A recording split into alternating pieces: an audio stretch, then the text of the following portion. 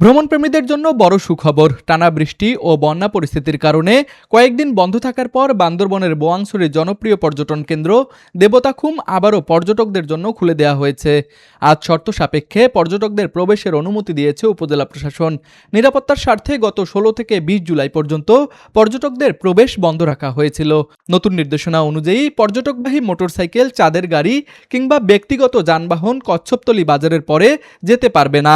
সেখান থেকে প্রায় ৫ কিলোমিটার পথ হেঁটে দেবতাখুমে যেতে হবে। তবে নৌপথে যাতায়াতের সুযোগও থাকছে।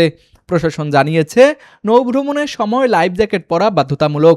এছাড়াও স্থানীয় প্রশাসন ও নিবন্ধিত গাইডদের নির্দেশনা মেনে চলতে হবে। উপজেলা প্রশাসন আরও জানিয়েছে, আবহাওয়ার আকস্মিক অবনতি, ভারী বৃষ্টি বা পাহাড় ধসের ঝুঁকি দেখা দিলে পূর্ব ঘোষণা ছাড়াই আবারও পর্যটকদের প্রবেশ সাময়িকভাবে বন্ধ করে দেয়া হবে। তুষার আচার্য, ডেস্ক রিপোর্ট, RCTV।